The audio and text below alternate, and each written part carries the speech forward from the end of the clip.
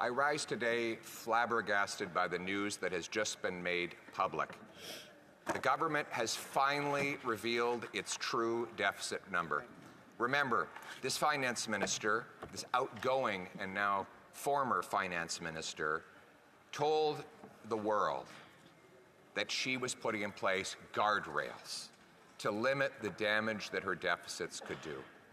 Her deficit plan was $40 billion, a mind-bogglingly large number that was already contributing to rekindling inflation again. This $40 billion was too big. It was out of control as it was. But at least to her credit, she said no more than that.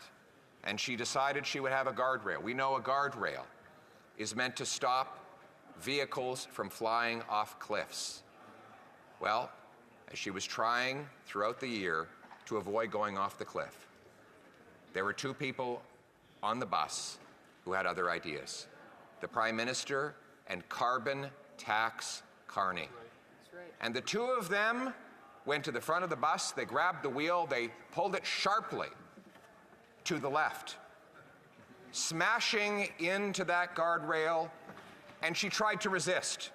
So they pulled even further to the left, and they stepped on the gas. The bus flew off the cliff, and now Canadians are at the bottom of the ravine in a big pile of debt. But instead of taking responsibility, the Prime Minister told her that she should take all the blame. That when the ambulances and the police cruisers arrived and the fire department, that she take the blame for running the bus off the cliff, and that carbon tax Carney and the Prime Minister could innocently sit back, and that the Prime Minister could then put carbon tax Carney in charge of driving the next bus. The good old boys in the back room would protect themselves and make the finance minister, the then finance minister, take all the blame. Reminds you of the way they treated the former Attorney General, a brilliant and brave First Nations woman who refused to kowtow to corruption. It reminds us of the way they treated Jane Philpott and so many other brave women who have dared question this self-described feminist Prime Minister. Some feminist indeed, throwing the bus off the cliff and throwing women under the bus. That is his real record. That his real record on finance, Mr. Speaker, is yet another $62 billion deficit. For context, outside of this government, there is no government in the history of Canada that has ever run a $62 billion deficit. Not even in the 90s when the Wall Street Journal said that we were a third world basket case. Not even during the massive global economic crisis did the deficit come anywhere close to that. And here we are, with the global economy growing, with the American economy booming in stable times. This deficit is 100% at the feet of this irresponsible Prime Minister and his personal economic advisor, carbon tax Carney. That's right. Now, Carney says he doesn't even want the job of finance minister. He doesn't even want to try and drive the crashed out bus after he helped run it off the cliff. And they couldn't find anyone all day. In fact, no one will appear today even to defend this incredible disaster of a budget. Look at the consequences in human terms, Mr. Speaker. We have 1,400 homeless camps in Ontario, 35 homeless encampments in Halifax alone. We have 2 million people lined up at food banks. Scurvy is making a comeback. The government admits that 1 in 4 children are going to school hungry every single day. Unemployment is rising, and according to this budget, expected to exceed 7% by the end of next calendar year. The gap between per capita GDP in Canada and the US is now 30,000 in Canadian dollars, 30,000 it was equal 10 years ago. This is the worst gap since at least the Second World War, and some say the worst gap in a century. Canadian workers are only getting 55 cents of investment for every dollar an American worker gets. $500 billion Canadian investment dollars, which works out to almost a quarter of our economy, has left net to go to the United States, where it builds pipelines, factories, warehouses, pipelines, business centers, Canadian investment dollars paying American wages, while our workers go starving for investment and for salaries to pay their bills. When I travel across this country, I consistently meet two types of people. One, those who are a little better off and tell me that, and I'll be very blunt about this, that if I don't win, they will leave the country. And they are very numerous. Yes. But you know, I don't worry about them as much. You know who I worry about? The ones who can't leave. The ones who don't know, and if I can just use very blunt language, who tell me, I don't know what the hell I'm going to do. I have no idea how I'm going to pay my way. That's right. I met a waitress at a restaurant not long ago, and she came up to me and she grabbed me by the hand and she said, "You have to win." And I said, "Oh, thank you, I appreciate your support." She said, No, it wasn't a compliment.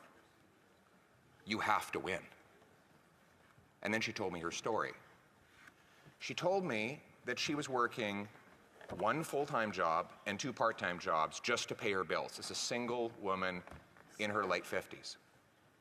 And she was tired of working all the time. So she cut everything out of her budget, every creature comfort, everything she enjoyed about her life, she cut it out so that she could drop one of those part-time jobs. And then one morning, she woke up and she walked outside and her car was gone. And she called her insurance and they said they weren't going to cover the replacement value. So she had to take that job back because she simply cannot live her life without a car. Now you can bet your bottom dollar the guy who stole the car, he was probably out on bail. This was not his first job. That's right. Her taxes have gone up. Her heating bill has gone up. Her wages have not gone up. She's scared to go out in the streets in places where they didn't even lock the door not long ago. These are the people we're fighting for. These silly games over here, they're very entertaining. The soap opera that everyone's seized with today, that's all fine. But there are real people whose lives are on the line here, and we have a duty to work for them. And quite frankly,